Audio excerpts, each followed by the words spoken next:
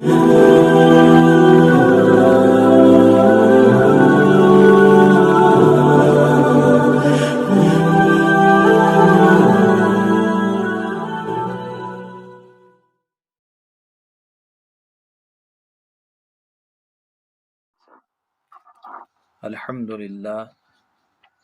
للہ رب العالمین والصلاة والسلام علی سید الانبیاء والمرسلین وعلی آلہ واصحابہ اجمعین، اما بعد فاعوذ باللہ من الشیطان الرجیم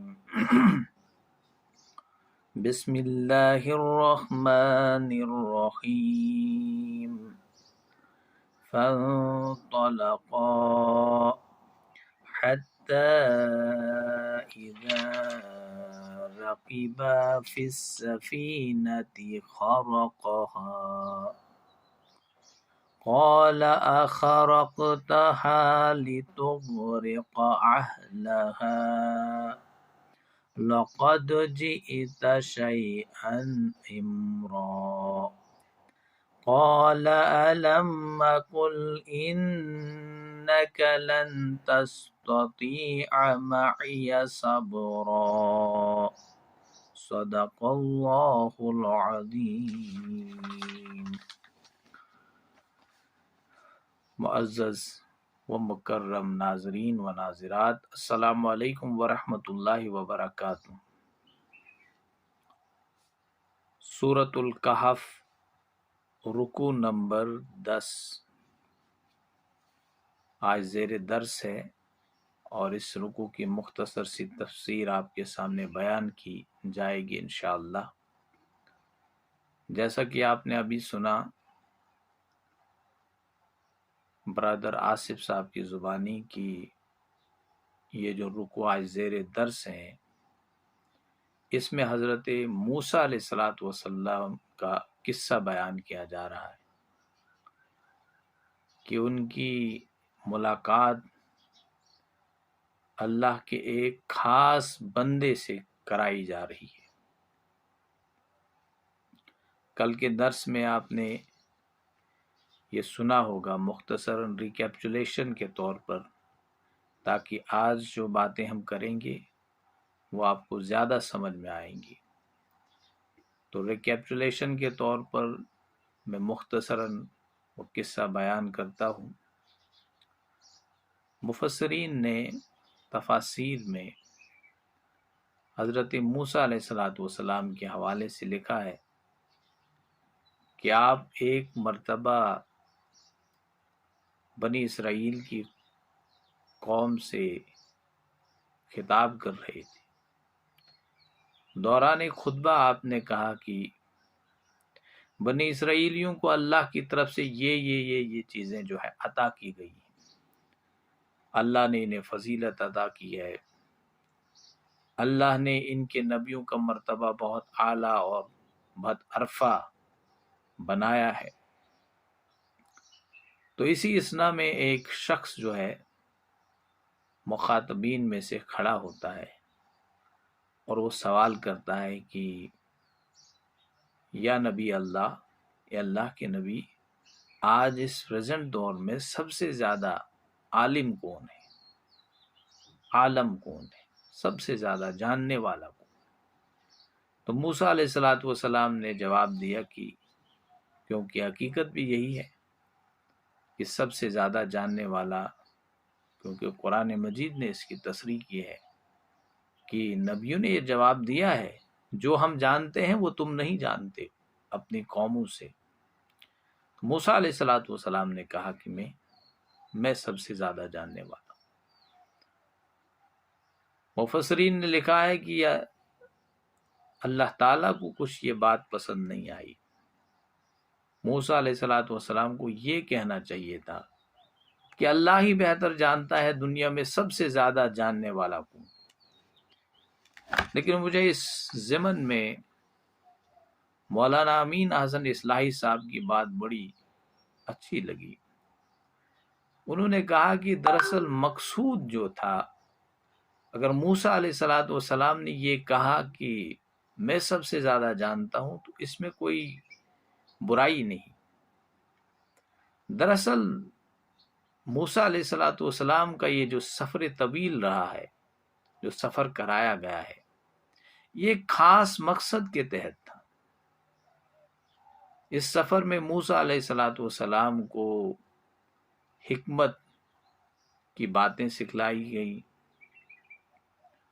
اور حکمت کی باتیں جاننے کا جو طلب، جاننے کی جو طلب ہونی چاہیے، اس سے پورے لوگوں کو، انسانیت کو آگاہ کیا گیا، اور صبر وغیرہ جو ہے اس سے گویا کہ موسیٰ علیہ الصلوۃ والسلام کو پریکٹیکلی یہ کام کرنے سکھائے گئے، کیونکہ آپ کو ایک ایسی قوم سے سابقہ تھا جو ایمان کے اعتبار سے، عقیدے کے اعتبار سے بڑی بودی تھی، بڑی کمزور تھی، اور اس کمزور قوم کو لے کر آپ کا سابقہ، آپ کا سامنا جو تھا، ایک جبار قوم، ایک ظالم قوم کے ساتھ تھا، مصری قوم کے ساتھ تھا، فرعونیوں کے ساتھ تھا۔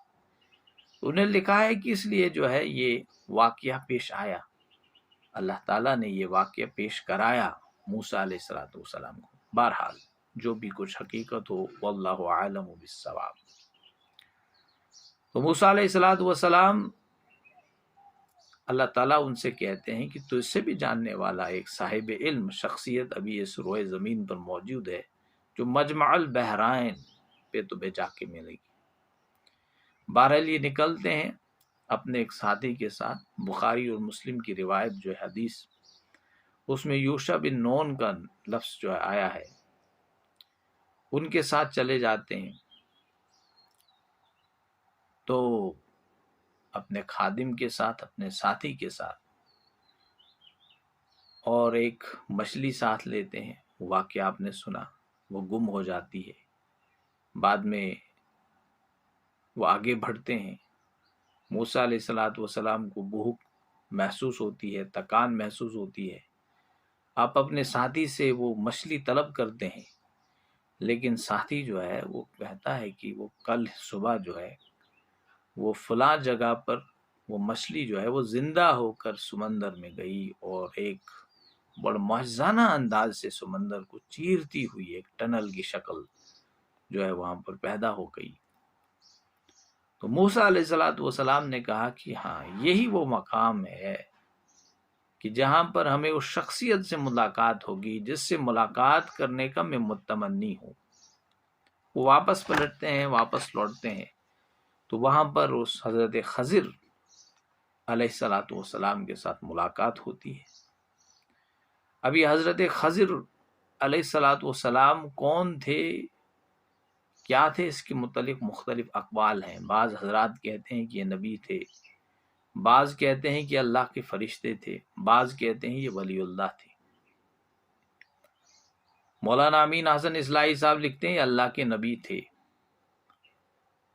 مولانا مودودی صاحب لکھتے ہیں رحمۃ اللہ علیہ کہ یہ اللہ کے فرشتے تھے۔ بعض کچھ حضرات لکھتے ہیں یہ ولی تھے، لیکن جو ولی کا معاملہ ہے وہ تھوڑا مان لیجیے کہ وہ مشتبہ معلوم ہوتا ہے۔ کسی ولی کا یہ مقام نہیں ہے کہ اس کے بعد صاحب شریعت، کوئی نبی، کوئی پیغمبر، کوئی رسول جو ہے کچھ سیکھنے کی غرض سے جائے، کچھ جاننے کی غرض سے جائے، اس لیے یہ معاملہ جو ہے کہ وہ ولی نہیں ہو سکتے۔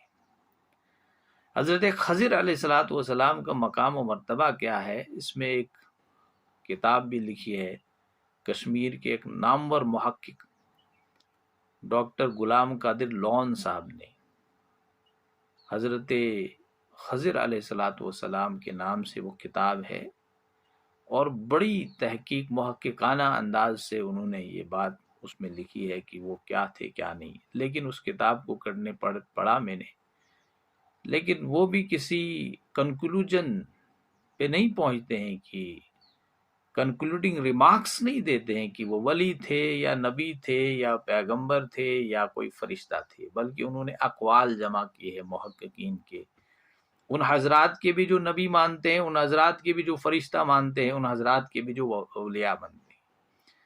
لیکن زیادہ قرین قیاس یہی معلوم ہوتا ہے، یا تو فرشتہ تھے یا پھر نبی تھے۔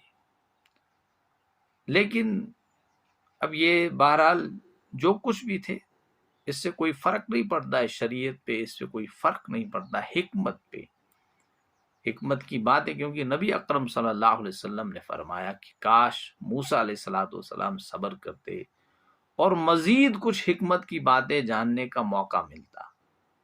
وہ ہم جانتے ہیں کچھ مزید کچھ حکمت کی باتیں، اور واقعتاً ہے بھی۔ آپ دیکھیں کہ موسیٰ علیہ السلام کے ساتھ ان کی جو گفتگو ہوئی وہ نہایت عجیب و غریب حکمت کی باتیں سامنے آتی ہیں۔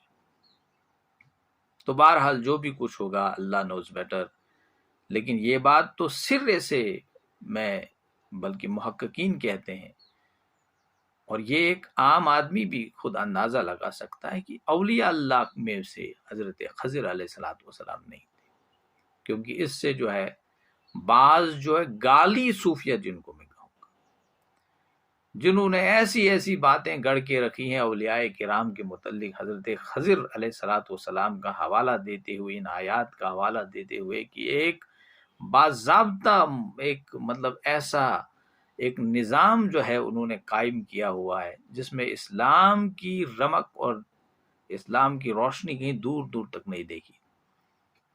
ایک ایسا نظام انہوں نے قائم کیا ہے اور اولیاء اللہ کو ایسا مقام دیا ہے وغیرہ وغیرہ، گویا کہ انہوں نے شرک کا جو ہے دروازہ کھول کے رکھا ہے صوفیت کے دروازے سے۔ اب یہاں یہ بات نہیں سمجھ لینا کہ میں کہتا ہوں کہ صوفیت جو ہے، صوفیزم جو ہے کوئی غلط ہو رہا ہے، غلط ایسے بات نہیں۔ میں نے کہا غالی جنہوں نے صوفیت میں بھی جو ہے بڑی شدت پسندی اختیار کی ہے، جیسے عیسائیوں میں وہ لوگ تھے جنہیں رہبانیت اختیار کی تھی، اور انہوں نے ہمارے جو لوگ رہے ہیں کچھ رہے ہیں، بعض حضرات تو بڑا اچھا کام کیا ہے۔ اگر آپ امام غزالی رحمۃ اللہ علیہ کے احیاء العلوم پڑھیں گے تو انسان دنگ رہ جاتا ہے، جو انہوں نے لکھا ہے اس دوران، اس 1200 سال پہلے۔ ان کی کتاب اگر آپ کو ملتی ہے پڑھیے احیاء العلوم، انسان کے اندر وہ روحانی جذبہ پیدا ہو جاتا ہے، مجھے اللہ کا قرب اختیار کرنے کا جذبہ۔ بہرحال ضمناً یہ باتیں آ گئی، تو اب ہم آیات کی طرف آتے ہیں۔ تو یہ معاملہ ہے، یہ واقعہ ہے۔ اب اس واقعے کی روشنی میں ان آیات کا ہم جو ہے اب ملاقات ہو رہی ہے موسیٰ علیہ السلام کی حضرت خضر علیہ السلام کے ساتھ۔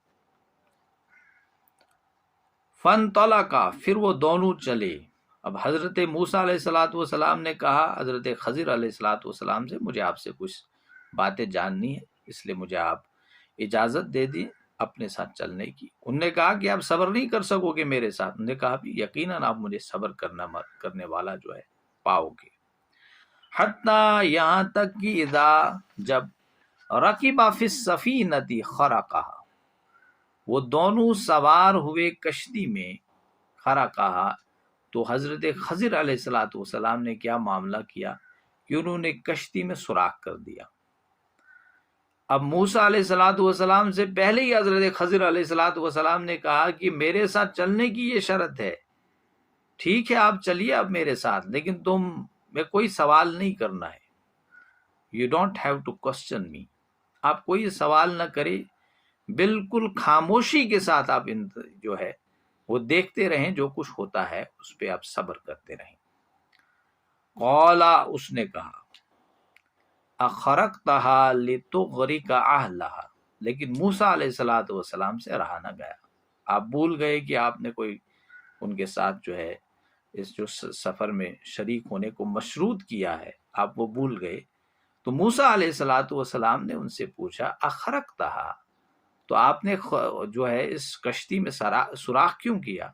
روایت میں آتا ہے کہ آپ ساحل سمندر یا ساحل دریا چل رہے تھے، اور زیادہ قرین قیاس ہی معلوم ہوتا ہے، اور اس میں مولانا سید ابو الاعلی مودودی رحمۃ اللہ علیہ نے لکھا ہے کہ یہ جو مجمع البحرین تھا یہ وہاں پر ہے، یہاں پر یہ دریائے نیل کی دو شاخیں آپس میں جا کے ملتی ہیں، ایک کا پانی نیلا ہے اور ایک کا پانی سفید ہے، تو یہ اس جگہ پر یہ ان کا ملاقات ہوئی تھی، یہ دریائے نیل کے کنارے چل رہے تھے۔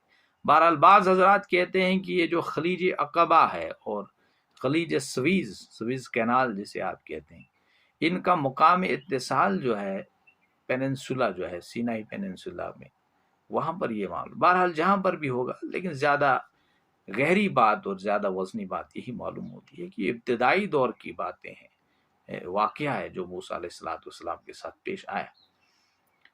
بہرحال تو یہ چل رہے تھے، تو یہ کشتی لوگوں کے جا رہی تھی، تو آپ اس میں سوار ہوئے۔ انہوں نے آپ سے کوئی اجرت نہیں لی، آپ سے کوئی پیسہ نہیں لیا سوار ہونے کا، لیکن حضرت خضر علیہ السلام نے سوراخ کر دیا۔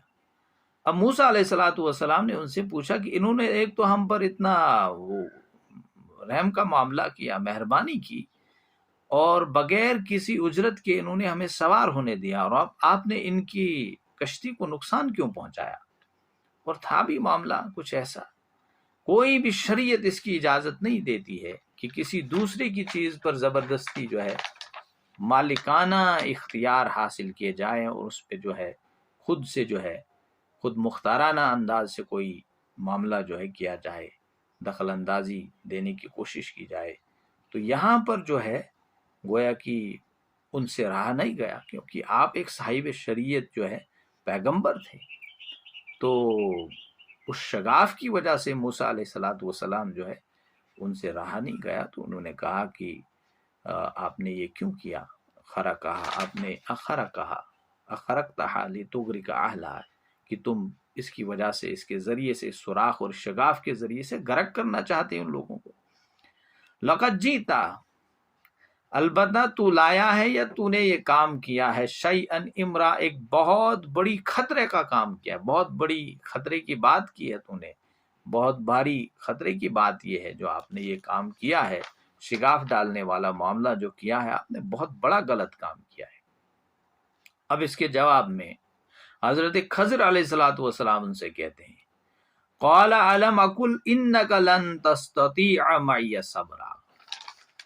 اب آپ نے کہا کہ علم اقل، کیا میں نے نہیں کہا تھا آپ سے کہ انک، بے شک تو، لن تستطیع، تو ہرگز نہ کر سکے گا، معی صبرا، میرے ساتھ صبر؟ کیا میں نے تجھے پہلے آگاہ نہیں کیا تھا اس بات سے کہ تو میرے ساتھ صبر نہ کر سکے گا؟ تو اب دیکھیے اس قصے میں مذکور 3 واقعات کے حوالے سے ایک بات اہم سمجھنے کی، اور یہ مفسر مولانا مودودی رحمۃ اللہ علیہ نے بھی لکھا ہے کہ اللہ کے جو کچھ احکامات ہیں جن کے مطابق یہ کائنات کا نظام اور اس کائنات اور اس یونیورس کا سسٹم چل رہا ہے، ان کی حیثیت جو ہے تشریعی یا شریعت سے متعلق نہیں ہے، بلکہ ان کی حیثیت تکوینی ہے، کائنات کے انتظامی امور سے متعلق ہے۔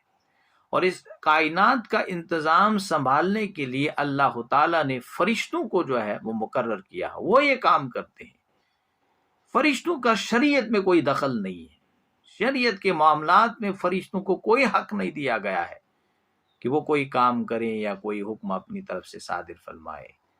اس کے لیے اللہ تعالیٰ نے انسانوں میں سے ہی نبیوں کا انتخاب کیا ہے، رسولوں کا انتخاب کیا ہے، وہ یہ کام کرتے ہیں۔ اب یہ 2 چیزیں ہیں، ایک ہے تکوینی اور ایک ہے تشریعی۔ تو تشریعی احکام کے لیے، احکامات کے لیے نبی، اور تکوینی احکامات کے لیے جو ہے ان کے فرشتے مقرر ہوتے ہیں۔ تو بہرحال یہاں پر جو کچھ ہوا وہ تکوینی معاملات کا تھا، لیکن ایک طرف سے صاحب شریعت نبی بیٹھا ہوا تھا، اور تمام شریعتوں کی روح سے یہ غلط کام تھا، یہ ناجائز بات تھی کہ جو حضرت خضر علیہ السلام سے کیا، لیکن حکمت کچھ اور تھی۔ جیسے کہ اللہ تعالیٰ خود قرآن مجید میں فرماتے ہیں کہ بعض اوقات وہ کچھ چیزیں ہوتی ہیں، وَعَسَىٰ أَن تَكْرَهُوا شَيْئًا وَهُوَ خَيْرٌ لَكُمْ وَعَسَىٰ أَن تُحِبُّوا شَيْئًا وَهُوَ شَرٌّ لَكُمْ۔ بعض اوقات کچھ چیزیں آپ کو دیکھتی ہیں کہ وہ آپ کو بڑی ناپسندیدہ معلوم ہوتی ہے، لیکن اصل میں ہوتی وہ آپ کے لیے خیر، وَهُوَ خَيْرٌ لَكُمْ۔ اور بعض اوقات ایسی باتیں جو تمہیں بڑی محبوب معلوم ہوتی ہے، اور تم کہتے ہو کہ یہ اس میں ہمارا ہی فائدہ ہے، میرا ہی فائدہ ہے، لوگوں کا فائدہ ہے، لیکن وہ ہوا شرح لکم، لیکن اس میں جو ہے وہ تمہارا نقصان ہوتا ہے۔ واللہ یعلم وانتم لا تعلمون، اللہ بہتر جانتا ہے، تم نہیں جانتے۔ اب جو خضر علیہ السلام کو علم دیا گیا تھا وہ اللہ کی طرف سے، کیونکہ خضر علیہ السلام نے خود کہا ہے کہ میں خود سے کوئی کام نہیں کرتا ہوں، بلکہ یہ بھی صاحب وحی تھے، مطلب اللہ کی طرف سے کوئی پیغام ان پر بھی اترتا تھا جس کی ڈائریکشنز میں یہ وہ کام سر انجام دے رہی تھی. لیکن ایک واقعہ سامنے ایک ہوتا ہے، اس کے پیچھے ایک حقیقت چھپی ہوتی ہے. اس میں یہ سمجھتا ہوں کہ جو یہ دجالیت کا فتنہ ہے، اس واقعے کو بھی آپ جوڑ سکتے ہیں.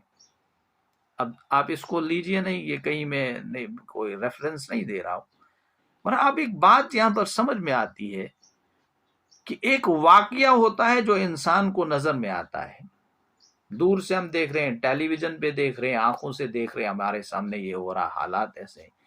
ایک ہوتا ہے حقیقی واقعہ، جو اس واقعے جو ظاہر واقعہ پیش آ رہا ہے اس کے پیچھے چھپا ہوتا ہے. وہ جاننے کی کوشش کرنے کے لیے ہمیں بڑا صبر و استقامت سے کام لینا چاہیے. وہ حکمت کی باتیں ہوتی ہیں، اس لیے صاحب مطلب وہ انسان نظر ہونا چاہیے، صاحب بصیرت ہونا چاہیے. تو دجالی فتنے میں یہی بھی کچھ ہوگا. جو کچھ ہم دیکھ رہے ہیں اس کو ہم نہیں سمجھ پا رہے ہیں، اس کو جاننے کے لیے جو ہے ہمارے پاس قرآن مجید کا گہرا علم ہونا ضروری ہے، اس کے پاس باقی چیزیں جاننے ضروری ہے. بہرحال جو بھی کچھ ہوگا، آج دنیا میں جو کچھ ہو رہا ہے ہم نتیجہ اخذ کرتے ہیں. نتیجہ ہمیں ایسے اخذ نہیں کرنا چاہیے، بڑی غور و فکر کرنا چاہیے، تب جا کر نتیجہ جو ہے وہ ہمیں اخذ کرنا چاہیے. یوں ہی ہمیں نتیجہ یا اینالیسز نہیں کرنا چاہیے بغیر کسی ریفرنس کے، بغیر کسی مطالعہ کے، بغیر کسی نالج کے، بغیر کسی ڈیپ انفارمیشن کے جو ہم نے اس واقعے کے متعلق حاصل نہ کی ہوگی. پر یہ تکوینی امور کے متعلق یہاں پر معاملہ ہو رہا تھا، تو خضر علیہ السلام نے ان سے کہا کہ آپ صبر نہیں کر سکتے ہیں، کیونکہ اس کی حقیقت یہ جو میں نے کیا یہ میں جانتا ہوں کہ اللہ کی طرف سے ایک خاص علم مجھے دیا گیا ہے جو آپ کو نہیں دیا گیا، اور جو آپ کو دیا گیا ہے وہ مجھے نہیں دیا گیا ہے. یہ روایت میں آیا ہے کہ یہ الفاظ ہیں حضرت خضر علیہ السلام کی. قال لا تؤاخذنی، اب موسیٰ علیہ السلام نے کہا لا تؤاخذنی، میرا مواخذہ نہ کریں، مجھے نہ پکڑیں اس پر، بما نسیتو، جو میں بھول گیا. اب بھول کے سبب آپ علیہ السلام نے خضر علیہ السلام سے یہ سوال کیا تھا، یہ گویا کہ تنقید کی تھی کہ آپ یہ کام کیوں کر رہے ہیں. ولا ترحقنی من امری عسرا، اور مجھ پر نہ ڈالیں مشکل کام، اور مجھے مشکل میں نہ ڈالیں، میرا کام مشکل نہ کرے. میں تو آپ کی رفاقت چاہتا ہوں، آپ کی میت چاہتا ہوں، آپ کی میت میں یہ سفر طے کرنا چاہتا ہوں، کچھ سیکھنا چاہتا ہوں. اب مجھ پہ یہ بھاری کام مت ڈالیے کہ اب آپ نے کہا کہ تم صبر نہ کر سکو گے کہ آپ جدا ہو جائیں مجھ سے، بلکہ انہوں نے کہا اب مجھے ایک موقع اور دیجیے، اگر اب مجھ سے کوئی غلط کام سرزد نہیں ہوگا، نہیں ہو سکتا ہے. فن طلقا، پھر وہ دونوں چلے، حتی اذا لقیا، یہاں تک کہ جب وہ ملے، غلامن، ایک لڑکے کے ساتھ، ایک بالغ لڑکے کے ساتھ، ایک نابالغ لڑکے کے ساتھ میں ملے. فقتلہ، تو اس نے ان کو قتل کر دیا. حضرت خضر علیہ السلام نے ایک نابالغ، ایک معصوم بچے کو قتل کر دیا. اب تمام شریعتوں کی روح سے، جو بھی حضرت آدم علیہ السلام سے لے کر نبی اکرم صلی اللہ علیہ وسلم آخری شریعت جو نازل ہوئی رسول رحمت صلی اللہ علیہ وسلم، ان کی روح سے جو ہے ناجائز اور حرام ہے کسی معصوم بچے کا قتل کرنا، کسی بے گناہ کو قتل کرنا. اب بے گناہ کا بظاہر تو قتل ہوا تھا، موسیٰ علیہ السلام اس کی حکمت سے واقف نہیں تھے، تو نے اعتراض کیا، قال اقتلت نفسا زکیۃ بغیر نفس. اب یہاں پر انہوں نے کہا کہ کیا تم نے قتل کر دیا ایک جان کو، زکیۃ، معصوم، بغیر نفس، گویا کہ آپ نے بغیر اس نے کوئی ایسا غلط کام کیا تھا جان کے بدلے، مطلب اگر کسی کو قتل کرنے کی اجازت دی گئی ہے، کسی نے قتل کیا، اس کو قتل کر ڈال. اب یہ معصوم بچہ ہے، اس نے کوئی قتل نہیں کیا تھا، تو اس لیے اسے کیوں قتل کیا گیا. اچھا، لقد جئت شیئا نقرا، پھر انہوں نے کہا کہ البتہ تو نے کام جو کیا ہے، گویا کہ آپ نے جو کام کیا ہے ایک ناپسندیدہ کام کیا ہے. یہ حضرت موسیٰ علیہ السلام نے حضرت خضر علیہ السلام سے کہا کہ آپ نے جو کام کیا یہ آپ نے غلط کام کیا، ایک نامعقول سی حرکت کی ہے. اب اس پر جو ہے پھر جواب ملتا ہے، قال الم اقل لک انک لن تستطیع معی صبرا، کہ میں نے نہیں کہا تھا کہ آپ میرے ساتھ صبر نہ کر سکو گے. اب آخری بات، گویا کہ اب شرط جو تھی وہ بھول گئے تھے موسیٰ علیہ السلام، پھر سوال کر دیا. اب آخری شرط انہوں نے لگائی. قال ان سألتک عن شیء، موسیٰ علیہ الصلوۃ والسلام نے کہا اگر میں آپ سے سوال کروں گا کسی چیز کے بارے میں، بعدہا اس کے بعد، فلا تصاحبنی، تو آپ مجھے اپنی صحبت میں نہ رہنے دیجیے گا، آپ مجھے پھر برخواست کیجیے گا اپنی میت سے، اپنی صحبت سے. ایک دفعہ آپ میری اس بھول کو نظر انداز کریں، مجھے معاف کریں، لیکن اب تیسری مرتبہ ایسا ہوا، خود شرط باندھی موسیٰ علیہ الصلوۃ والسلام نے کہ آپ پھر مجھے اپنے ساتھ رہنے سے انکار کیجیے گا. قد بلغت من لدنی عذرا، آپ پہنچ چکے ہیں میری طرف سے حد عذر کو. گویا کہ جو اب میں کچھ عذرات پیش کر سکتا تھا وہ اب حدود حد کو پہنچ چکے ہیں. اب اس کے بعد کوئی گنجائش نہیں ہے کہ میں پھر کوئی آپ سے ایسی حرکت کر بیٹھوں، پھر مجھے آپ اپنے ساتھ نہ رہنے دیجیے گا. فانطلقا، پھر وہ دونوں چلے، حتی اذا آتیا اہل قریتی، یہاں تک کہ ایک گاؤں والے کے پاس پہنچے، ایک گاؤں والوں کے پاس پہنچے، ایک گاؤں میں پہنچے.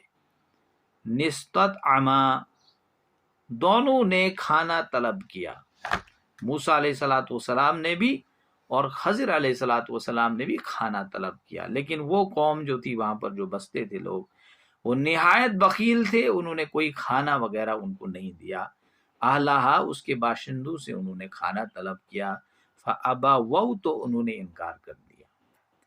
ان یضیفوہما، کہ وہ ان کی ضیافت کریں، ان کو کچھ کھانا دیں، ان کی مہمان نوازی کریں، ان کے میزبان بنے، اس سب سے انہوں نے انکار کیا. وکیل قوم تھی. فوجد فیہا، پھر انہوں نے پائی یا انہوں نے دیکھی وہاں پر ایک دیوار، جدارن، وہاں ایک دیوار تھی، جدارن یریدو، وہ دیوار چاہتی تھی، گویا کہ دیوار ایسی تھی، اس کی حالت ایسی تھی، اینقض، کہ وہ گر پڑے، فاقامہ، تو اس نے اسے سیدھا کر دیا.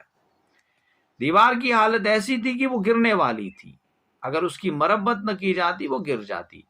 تو حضرت خضر علیہ الصلوۃ والسلام نے یہ کام پھر کیا کہ ایک تو انہیں کھانا نہیں دیا گیا، اب انہوں نے ان کے ساتھ معاملہ اچھا نہیں کیا، سلوک اچھا نہیں کیا، لیکن حضرت خضر علیہ الصلوۃ والسلام نے ان کے ساتھ اچھا یہ سلوک کیا کہ اس کی دیوار کو سیدھا کر دیا.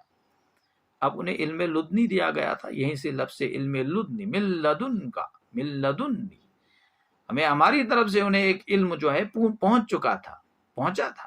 تو یہاں سے یہ اصطلاح جو ہے علم لدنی کی، بعض حضرات اسی علم لدنی کو لے کر جو ہے ایسے مشرکانہ خیالات اور مشرکانہ تصورات بیان اور پیش کرتے ہیں کہ انسان دنگ رہ جاتا ہے کہ ان کی عقل کہاں ماری گئی ہے.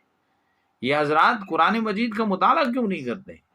اب قرآن کا جب مطالعہ ہم نہیں کرتے ہیں پھر انہی چیزوں کی، جیسے کہ میں ایک بار کہیں بیٹھا ہوا تھا، ایک صاحب نے مجھے کہا کہ دیکھیے موسیٰ علیہ الصلوۃ والسلام ایک بار چل رہے تھے تو وہاں پر ایک چڑیا کی، انہوں نے کوئی کہا ایک پرندہ کری کری کر رہا تھا، لفظ جو آواز نکل رہی تھی. تو موسیٰ علیہ الصلوۃ والسلام سے کسی نے پوچھا کہ یہ کیا؟ انہوں نے کہا یہ کریم یا کریم کہہ رہی ہے. تو اس نے یہ کہا کہ اس کا مطلب جو ہے خدا کو جس نام سے آپ لیتے ہو، کوئی کری کری کہہ رہا ہے، کوئی دوسرے نام سے لے رہا ہے، کوئی اس طریقے سے اس کو حاصل کرنے کی کوشش کر رہا ہے، کوئی یہاں یہ صوفیہ کا طریقہ اختیار کر، من گھڑت باتیں جن کی کوئی بنیاد نہیں، جن کی کوئی سند نہیں، من گھڑت باتیں جو فضولیات کی گویا کی جو حد ہوتی ہے اس سے بھی نکلی ہوئی باتیں. تو یہ حضرات جو ہیں قرآن مجید کی غلط تعویل کرتے ہیں، اور انہی کو کہا جاتا ہے کہ یہ وہی لوگ ہوں گے جو خود بدلتے نہیں، قرآن کو بدل دیتے ہیں. ہوئے ہیں کس درجہ فقیہان حرم بے صورت. یہ علامہ اقبال نے تب کہا تھا، اور آج بھی معاملہ ایسا ہے، بعض حضرات کچھ لوگ کر رہے ہیں یہ کام.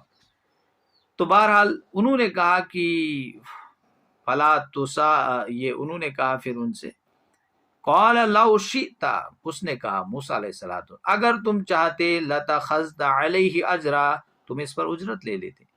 انہوں نے ہمارے ساتھ معاملہ نہ منصفانہ کیا، ان نے ہمارے ساتھ اچھا سلوک نہیں کیا. اب آپ نے ان کا کام کیا بغیر اجرت کے، ان سے اجرت دیا کرتے، آپ لے سکتے تھے. تو اس پر اب موسیٰ علیہ السلام کو جواب ملا، قال ھذا فراق بینی و بینک، اس نے کہا کہ میرے اور تمہارے درمیان اب جدائی ہے، اب میں بہتر ہے تم مجھ سے جدا ہو جائے. سأنبئک بتأویل ما لم تستطع علیہ صبرا، اب تمہیں میں بتائے دیتا ہوں بتأویلی تعبیر، ما لم جو لم تستطع تم نہ کر سکے علیہ صبرا اس پر صبر، جن باتوں پر تم صبر نہ کر سکے، ان کی حکمت، ان کی غرض و غایت، ان کا جو کچھ وہ تعبیر ہے، اصلی تعبیر ہے، وہ میں تمہیں بتا دوں گا اب اس کے بعد، اس وقفے کے بعد. لیکن اب جو ہے اب فراق بینی و بینک، تو انشاءاللہ تعالی اللہ تعالی ہمیں توفیق دے. کل انشاءاللہ مزید جو بقیہ آیات ہیں، جو حکمتیں ہیں ان واقعات کے پیچھے مستور ہیں، جو حضرت خضر علیہ السلام کی زبانی جو ہے وہ بیان کی گئی ہے، وہ ہم کل پڑھیں گے. وآخر الدعوانا ان الحمدللہ رب العالمین.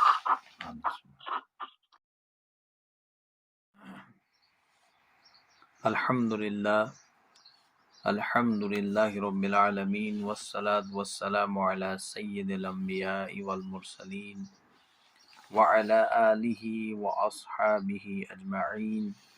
اما بعد، اعوذ باللہ من الشیطان الرجیم، بسم اللہ الرحمن الرحیم. أما السفينة فكانت لمساكين يعملون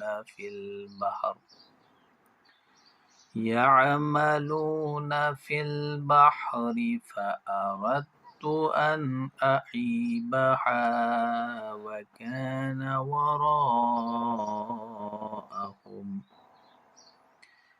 وكان وراءهم ملك يأخذ كل سفينة غصبا. وأما الغلام فكان أبواه مؤمنين فخشينا أن يرهقهما طغيانا وكفرا. صدق اللہ العظیم.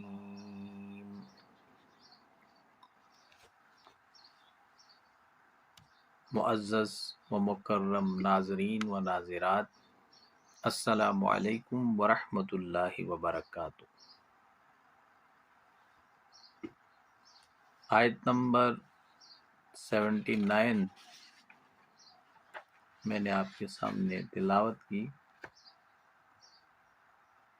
رکو نمبر 10 کی.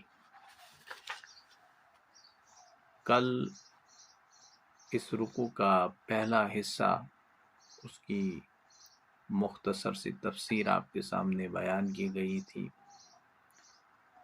موسیٰ علیہ السلام اور حضرت خضر علیہ السلام کی جو آپسی ملاقات ہوتی ہے مجمع البحرین پر، اس کے بعد جو ان کا سفر ہوتا ہے، اس کے جو مختلف احوال ہیں، اور جو حضرت خضر علیہ السلام کی طرف سے جو کچھ افعال کا صدور ہوتا ہے، اور حضرت موسیٰ علیہ السلام کا ان کے متعلق جو اعتراض ہوتا ہے، وہ کل کے درس میں بیان کیا گیا تھا کہ حضرت خضر علیہ السلام نے، آپ جس کشتی پر سوار ہوئے تھے، حضرت موسیٰ علیہ السلام بھی ساتھ میں تھے، انہوں نے اس میں ایک شگاف کیا، ایک چھید کیا، کلاڑی سے اس کا ایک جو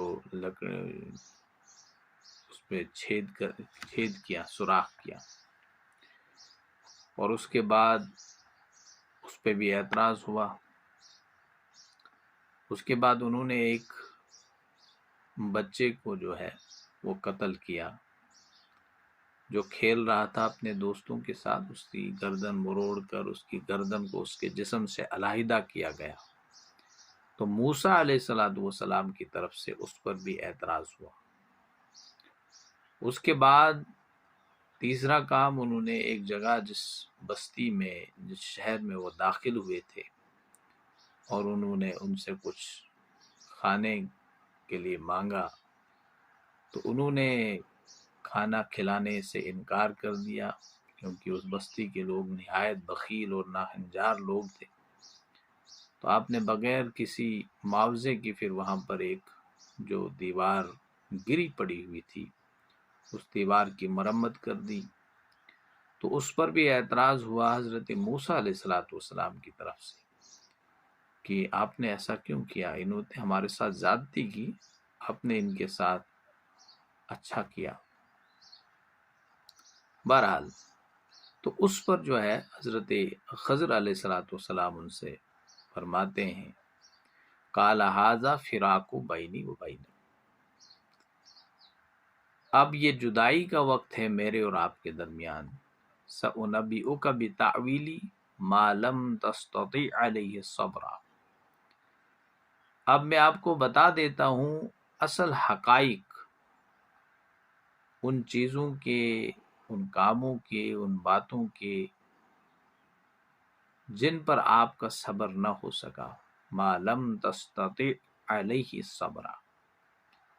اب ان جو حضرت خضر علیہ السلام سے جو افعال کا صدور ہو رہا تھا اور دوسری طرف اعتراض ہو رہا تھا، حالانکہ حضرت خضر علیہ السلام نے ابتدا میں انہیں کہا تھا کہ اللہ تعالیٰ نے مجھے ایک خاص علم عطا کیا ہے جو آپ کو عطا نہیں کیا گیا ہے، اور جو آپ کو علم عطا کیا گیا ہے وہ مجھے عطا نہیں کیا گیا۔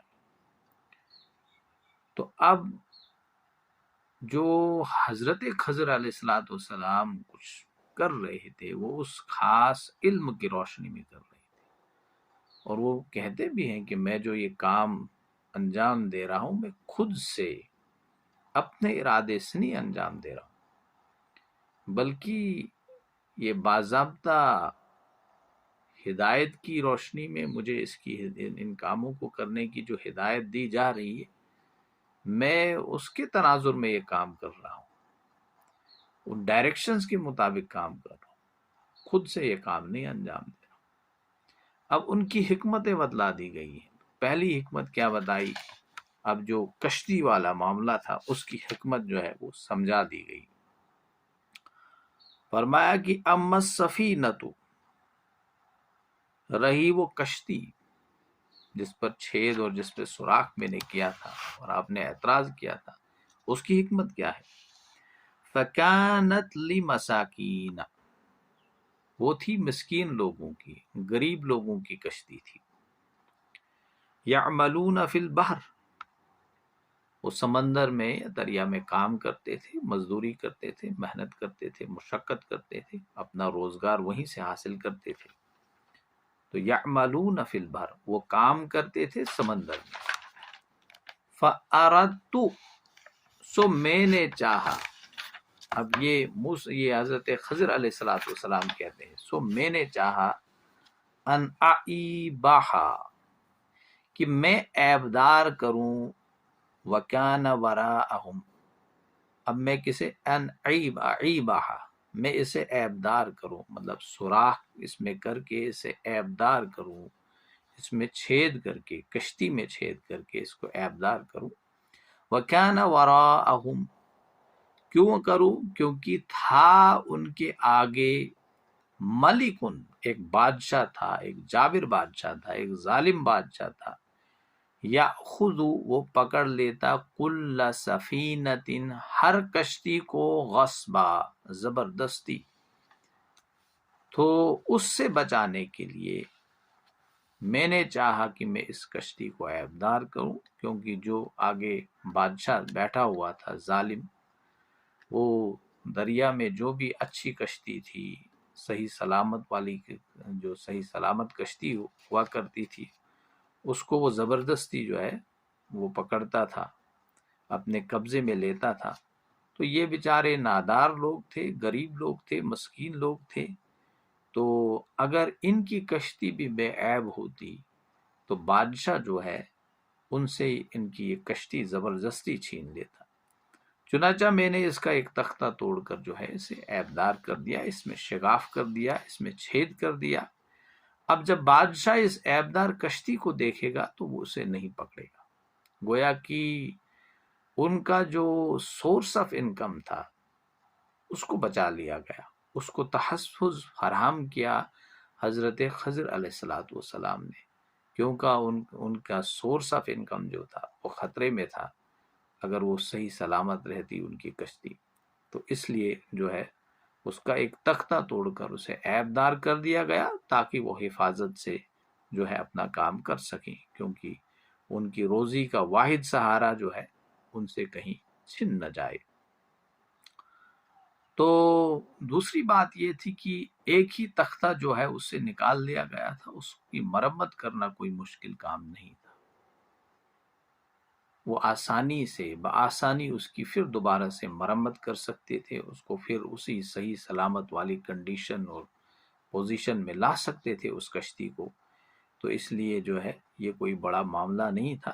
تو یہ جو تختہ جو ہے ان کی کشتی سے نکالا گیا، اس میں ان کی بھلائی تھی۔ حکمت یہ تھی کہ نقصان جو بظاہر نظر آ رہا تھا یہ دراصل نقصان نہیں تھا، اس نقصان میں ان کا ایک فائدہ مضمر تھا جس فائدے کو آپ سمجھ نہیں پا رہے۔ اس لیے جو مفسرین نے لکھا ہے یہ، کیونکہ کل بھی اس پہ گفتگو ہوئی تھی، حکمت کی باتیں، ایک واقعہ ہوتا ہے، ایک حقیقی واقعہ ہوتا ہے، ایک واقعہ وہ ہوتا ہے جو ہمیں نظر آتا ہے، ایک حقائق جو ہوتے ہیں ہمیں نظر نہیں آتے ہیں۔ تو بہرحال حضرت خضر علیہ السلام نے جو کیا تو وہ اس حقائق سے واقف تھے، کیونکہ انہیں ایک خاص لدنی جو سے آپ علم لدنی جو ہے انہیں عطا کیا گیا تھا، وہ جانتے تھے، موسیٰ علیہ السلام اس سے بے خبر تھے۔ تو مفسرین نے لکھا ہے کہ بعض اوقات ایک شخص کو اپنے لیے جو نقصان نظر آتا ہے وہ نقصان اس میں نہیں ہوتا ہے، بلکہ اللہ جانتا ہے، اللہ ہی بہتر جانتا ہے، اور اس میں انسان کے لیے فائدہ ہی ہوتا ہے۔ اب اسی وقت وہ فائدہ نمودار نہیں ہوتا ہے، ظاہر نہیں ہوتا ہے، وہ فائدہ کھل کر سامنے نہیں آتا ہے، بعد میں آتا ہے۔ جب وہ فائدہ انسان سمیٹتا ہے تو انسان اس وقت جب غور کرتا ہے کہ اس وقت جب مجھے یہ نقصان ہوا تھا، اگر یہ نقصان نہیں ہوتا تو ایسا فائدہ میں کبھی نہیں سمیٹتا۔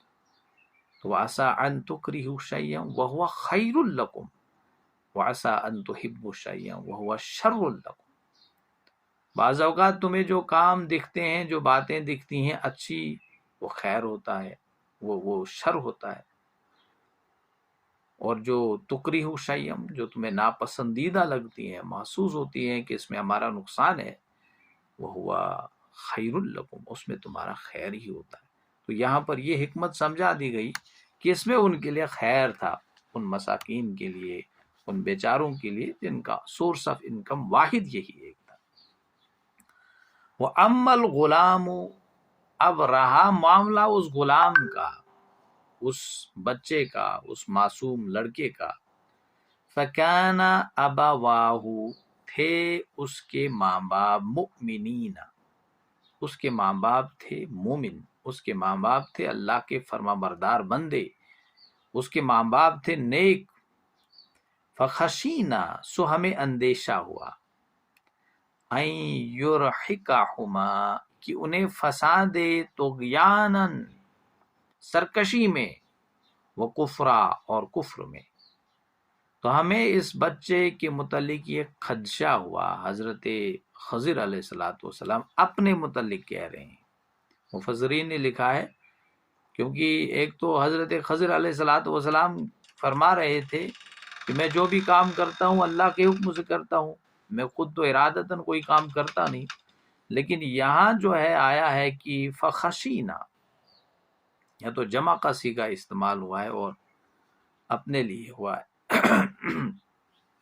تو یہ کیسے ہو سکتا ہے؟ اس کا مطلب یہ ہے کہ اللہ اور اللہ کو تو کوئی خشیت کا معاملہ اللہ کے ساتھ ہے نہیں، اللہ تو اللہ ہے۔ تو لکھا گیا ہے کہ مفسرین نے لکھا ہے بعض اوقات انسان یہ فصاحت اور بلاغت والا معاملہ ہے۔ امین حسن اصلاحی صاحب نے لکھا ہے کہ یہاں پر انہوں نے جو ہے اس کو منسوب ہم سے کیا ہے، گویا کہ ہم کا لفظ استعمال کیا ہے۔ فخشی نزو میں اندیشہ ہوا یرہقہما کی پھنسا دے یہ بچہ، پھنسا دے کہیں اپنے ماں باپ کو طغیاناً سرکشی میں اور کفر میں۔ اب یہ حکمت اس واقعے کی سمجھائی گئی جو بظاہر موسیٰ علیہ السلام کی نظر میں ناپسندیدہ تھا اور ناجائز تھا، نا انصافی تھی کہ ایک شخص کو بغیر کسی وجہ کے بلا وجہ قتل کر دیا گیا۔ اب جو صاحب شریعت پیغمبر اور نبی ہیں ان کو تو معلوم تھا کہ ہماری شریعت میں یہ ہے کہ قتل تب تک نہ کیا جائے کسی کا جب تک کہ اس نے قتل نہ کیا ہو۔ اب وہ صاحب شریعت تھے تو انہوں نے اعتراض کیا۔ اب اس کی حکمت یہاں سمجھا دی گئی، کیونکہ وہ جو معلومات تھی اس واقعے کی اصل معلومات، اصل حقائق جو تھے وہ موسیٰ علیہ السلام نہیں جانتے تھے، حضرت خضر علیہ السلام ان سے واقف تھے۔ تو وہ سمجھا دیا گیا کہ دیکھیے یہ معلوم ہو رہا تھا کہ یہ بچہ جو ہے اپنے ماں باپ کے لیے کہیں کفر کا باعث نہ بن جائے۔ یہ بچہ جو ہے اس کی محبت اور اس کی مودت میں اس کے والدین جو ہے کہیں وہ کفر کا شکار نہ ہو جائیں، کہیں طغیان کا شکار نہ ہو جائیں، نافرمانی کا شکار نہ ہو جائیں۔ گویا کہ یہ بچہ جو ہے اپنے ماں باپ کے جہنم میں جانے کا ذریعہ بنتا ان فیوچر، اگر یہ زندہ رہتا۔ تو ظاہر سی بات ہے کہ اس لیے وقتی طور پر انہیں جو نقصان ہوا اس کا قتل کر دیا گیا، لیکن اخروی نقصان سے وہ بچ گئی، آخرت کے نقصان سے وہ بچ گئی۔ تو دنیا میں بھی ایسے بہت سارے واقعات آتے ہیں کہ ہمیں نقصان ہوتا ہے، اس نقصان پہ ہمیں صبر کرنا ہوتا ہے، اور اس نقصان کا بدلہ یہ ہوتا ہے کہ آخرت کے بڑے خسران سے، آخرت کے بڑے نقصان سے انسان بچتا ہے۔ لیکن انسان چونکہ عجلت پسند ہے، جلد باز ہے، یہاں پر وہ دنیا میں اس کی فطرت میں ہے کہ وہ ہر سودا جو ہے جلد از جلد کرنا چاہتا ہے۔ وہ جو کچھ کر رہا ہے انویسٹمنٹ اس دنیا میں، اس کا فائدہ وہ جلد از جلد حاصل کرنا چاہتا ہے۔ جیسے کہ ایک لفظ آج استعمال ہم کرتے ہیں، انویسٹمنٹ، پراپرٹی کا انویسٹمنٹ، پیسوں کا انویسٹمنٹ۔ ہم مختلف سیکٹرز میں پیسہ لگاتے ہیں، وہاں سے پیسہ حاصل کرتے ہیں، اور آج تو اس میں بڑی جلد بازی کا ماحول بن رہا ہے کہ انسان راتوں رات لاکھوں اور کروڑوں میں کھیلنا چاہتا ہے، اور پھر ایسے ناجائز کام کرنے لگتا ہے، مطلب سود خوری پر مبنی اور رشوت پر مبنی اور جوئے پر مبنی کام جو ہے وہ کرتا ہے۔ اور اتنی بے حس لوگ ہو چکے ہیں کہ یہ بھی محسوس نہیں ہوتا ہے کہ یہ ناجائز کام ہے، اور کھلم کھلا دڑلے سے یہ کام ہو رہے ہیں، حرام کام ہو رہے ہیں۔ کوئی یہ جرت بھی نہیں کرتا ہے کہ نہیں یہ کہے کہ یہ جو ہے یہ حرام کام ہے، بلکہ ہم ان کے ساتھ اٹھتے بیٹھتے ہیں، کھیلتے ہیں، مسکراتے ہیں، گویا کہ ہم انہیں تعاون دے رہے ہیں۔ یہ سورۃ الکہف میں ہر بار کہتا ہوں کہ فتنہ دجالیت سے محفوظ اور مامون رکھنے والی صورت ہے۔ اس کا مطالعہ اگر ہم کریں، بے شمار حکمتیں اس کی سامنے نکھر کر آ جاتی ہیں۔ کیا یہ دور دجالیت نہیں ہے؟ ہم چپ بیٹھے ہیں، برائیوں کی انتہا کو پہنچ چکی ہے، کھلم کھلا برائیاں ہو رہی ہے، لیکن زبان سے بھی کہنے کی ہمت نہیں رکھتے۔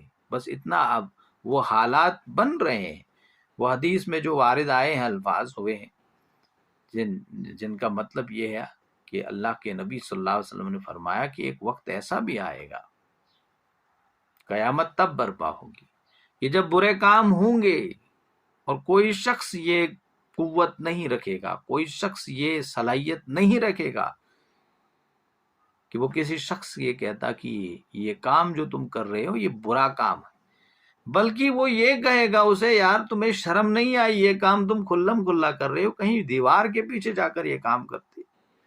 استغفر اللہ العظیم، ایسے حالات پیدا ہو رہے ہیں۔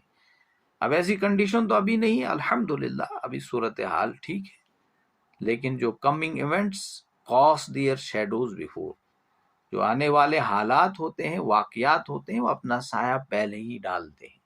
تو ایسے حالات بن رہے ہیں، دجال کے خروج ہونے کے لیے جو حالات ہیں وہ بن رہے ہیں، وہ کنڈیشنز فیوریبل اس کے لیے ہو رہی ہے، کیونکہ رکھا ہے اللہ نے انسانوں کی آزمائش کے لیے۔ انسانوں میں، دنیا کی تاریخ میں، انسانوں کی تاریخ میں سب سے بڑا فتنہ دجالیت کا فتنہ ہوگا۔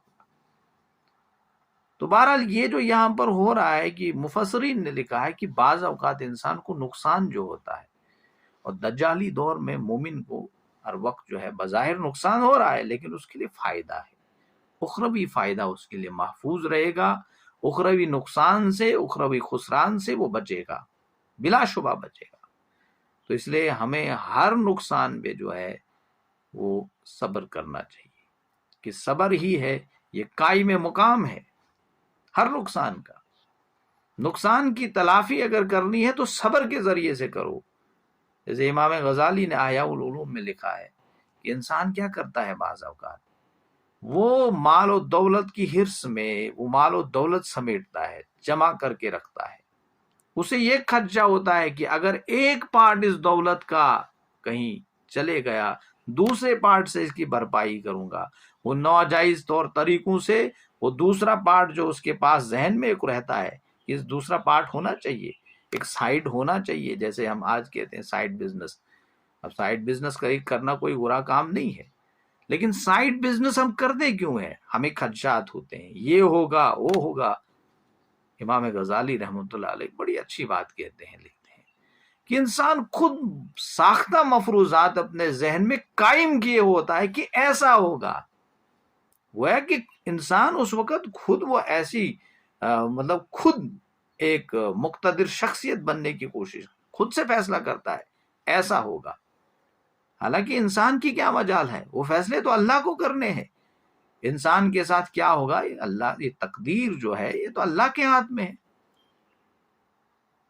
خیر و شر والا معاملہ اللہ کے ہاتھ میں ہے۔ بہرحال تو جو بھی نقصان ہو اس میں ہمیں جو ہے وہ صبر کرنا ہے، جو بھی ایمان کے تقاضے ہیں، اسلام کے تقاضے ہیں، دینداری کے تقاضے ہیں، ان کو ملحوظ خاطر رکھتے ہوئے۔ تو یہاں پر فرمایا جا رہا ہے کہ اس لیے جو ہے ان کے ساتھ ایسا کیا گیا، اس شخص کو قتل کیا گیا، کیونکہ یہ اپنے ماں باپ کے جہنم میں جانے کا ذریعہ بنتا، اس لیے وہ قتل کیا گیا۔ فَأَرَدْنَا، پس ہم نے ارادہ کیا، أَن يُبَدِّلَهُمَا، کہ بدلہ دیں ان دونوں کو، ربہما، ان کا رب انہیں بدلہ دے، خیرم منہ، اس سے بہتر، زکاتن، گویا کہ ان دونوں کو ان کا رب بدلہ دے جو پاکیزگی ہے اس میں سے، اس سے بہتر، وَأَقْرَبَ رُحْمًا، اور شفقت میں زیادہ قریب ہو۔ یہ بڑی اہم آیت ہے۔ یہاں پر فرمایا جاتا ہے کہ بس ہم نے چاہا کہ ان دونوں کو بدلے میں دے ان کا رب اس سے بہتر۔ اب کیا دے اس میں بہتر؟ اولاد بہتر دی۔ اور مفسرین نے مختلف اس میں لکھا ہے، بعض اسرائیلی روایات نام تک لکھے ہیں، بہرحال وہ قابل اعتماد نہیں، کیونکہ اسرائیلی روایت جو ہے ہر اسرائیلی روایت قابل اعتماد نہیں ہوتی، نام تک لکھے ہیں وغیرہ وغیرہ۔ بہرحال وہ مولانا مفتی شفیع رحمۃ اللہ علیہ نے اپنی تفسیر میں لکھا ہے وغیرہ۔ تو باقی جو قدیم تفسیریں ہیں اس میں بھی ان کے نام جو ہے لکھے، وہ شخص کون تھا، اس کا نام کیا تھا وغیرہ وغیرہ۔ بہرحال تو اللہ تعالیٰ فرماتے ہیں کہ اب یہاں پر نقل کیا جا رہا ہے کہ بس ہم نے چاہا کہ ان دونوں کو اللہ بدلہ دے بہتر، کہ کیا بہتر دے؟ اولاد دے پاکیزگی میں اور قریب تر ہو شفقت میں۔ اس بچے کے ساتھ ان کی جو محبت تھی، اس بچے کی محبت سے زیادہ محبت وہ بچہ ہوگا جو ان کو اللہ دے گا اس کے ارادے، اس کے بدلے۔ تو بچے کے والدین چونکہ نیک تھے، صالح تھے، اس لیے ان کے رب نے چاہا کہ اس بچے کی جگہ انہیں ایسا فرزند عطا کیا جائے جو ہے فرما بردار ہوگا، پاکیزہ ہوگا، پرہیزگار ہوگا اور خادم بہترین ہوگا ان کا۔ چنانچہ وقتی طور پر تو بچے کے فوت سے والدین پر جو ہے مطلب غم کے پہاڑ ٹوٹے، لیکن حقیقت میں یہ ہے کہ یہ سب کچھ جو ہو رہا ہے وہ ان کی بہتری کے لیے ہی ہو رہا ہے۔ اللہ تعالیٰ نے جو یہ سب کچھ کیا گیا، انتظام کیا گیا حضرت خضر علیہ السلام کے ساتھ، کیونکہ حضرت خضر علیہ السلام کو جو ہے کچھ تقویمی امور پر جو ہے معمور کیا گیا تھا، تشریعی امور پر نہیں۔ تشریعی امور جو تھے، جس کی وضاحت میں نے کل بھی کی تھی، جو شریعت کے متعلق ہے، وہ تو انسانوں کے ہاتھ میں ہے، جس کے لیے منتخب کرتا ہے اللہ تعالیٰ کچھ خاص اپنے بندوں کو، جو پیغمبر کہلاتے ہیں، نبی کہلاتے ہیں۔ یہ تکوینی امور جو ہوتے ہیں ان کے لیے فرشتے اللہ تعالیٰ انتظام، سورج کا چلنا نکلنا، رات کا آنا، کسی کا گرنا اٹھنا، یہ سب جو ہے فرشتوں کے حوالے اللہ تعالیٰ نے جو ہے کر دیا ہے سارا معاملہ۔ وَأَمَّا الْجِدَارُ، اب جب یہاں تک معاملہ رہا اس دیوار کا، وہ دیوار جو گری ہوئی تھی، گرنے کے قریب تھی، فَكَانَ لِغُلَامَيْنِ، وہ دو بچوں کی تھی، وہ دو یہ شہر یہاں پر لفظ جو ہے فی المدینتی کا لفظ استعمال ہوا ہے اور پیچھے قریہ کا لفظ استعمال ہوا ہے۔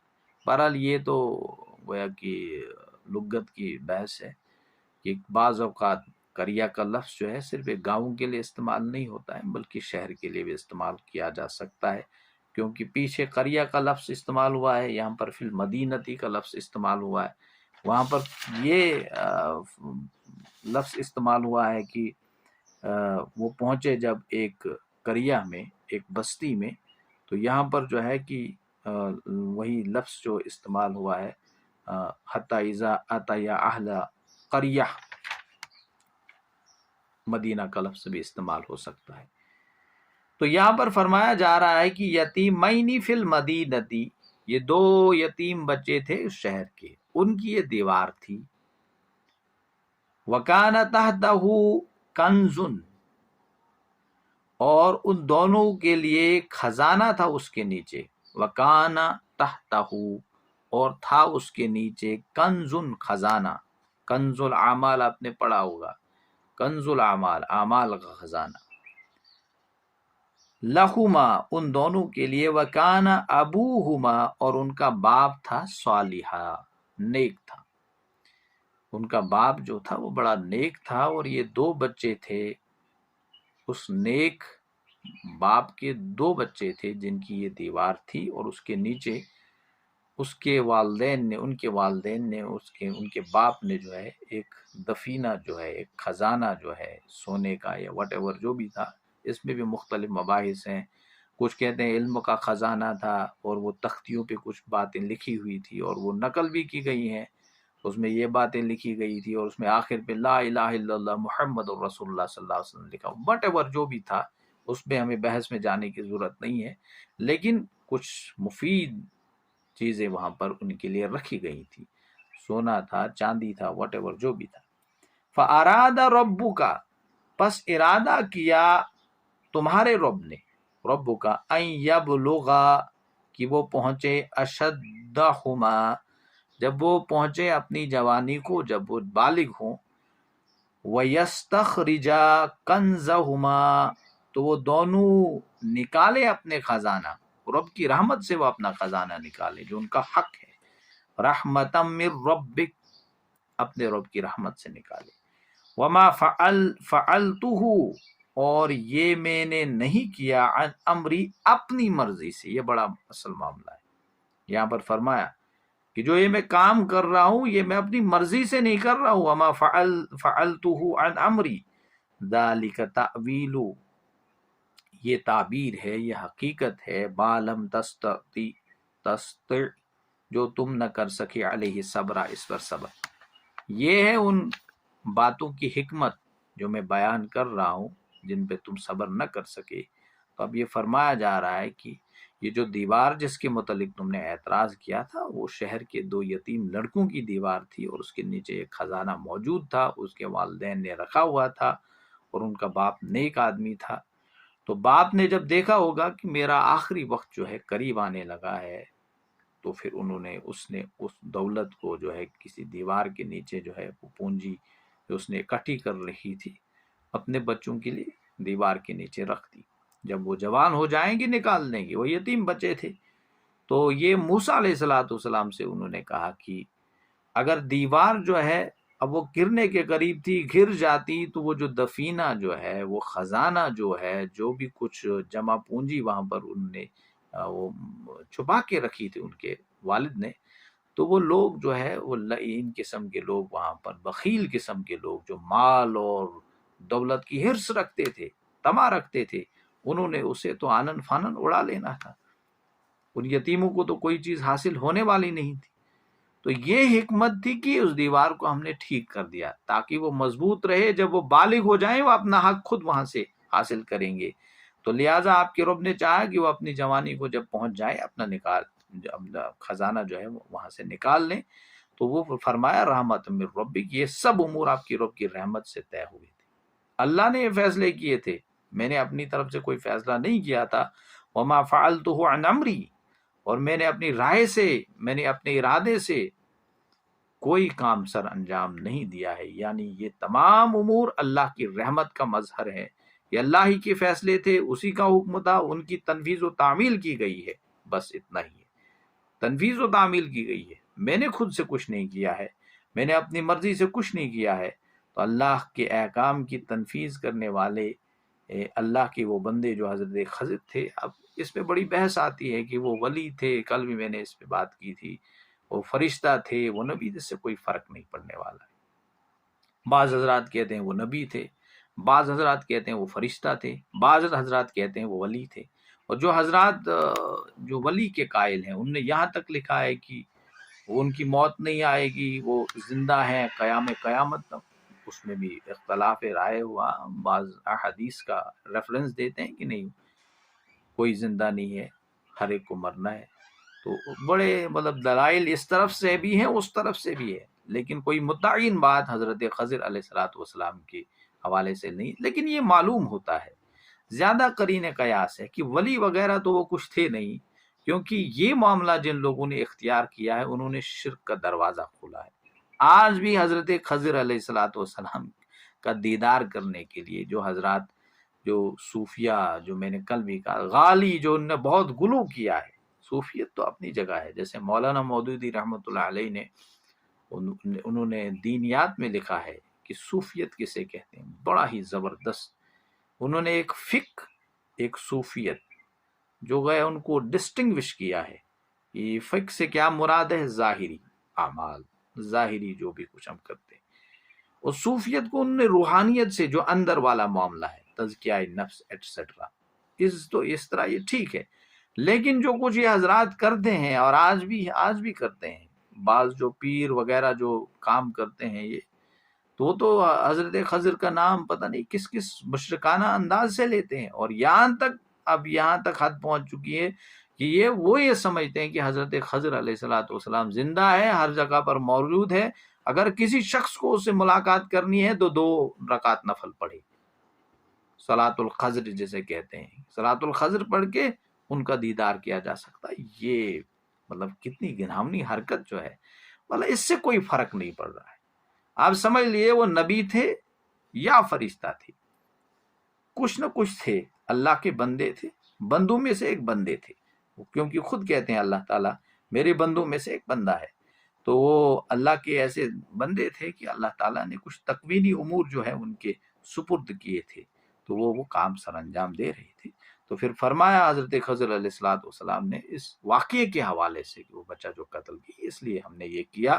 ذالک تعویل ما لم تستطیع علیہ صبرا، یہ ہے اصل حقیقت ان باتوں کی جن پر تم صبر نہ کر سکے. وآخر الدعوانا ان الحمد للہ رب العالمین. السلام علیکم ورحمۃ اللہ وبرکاتہ.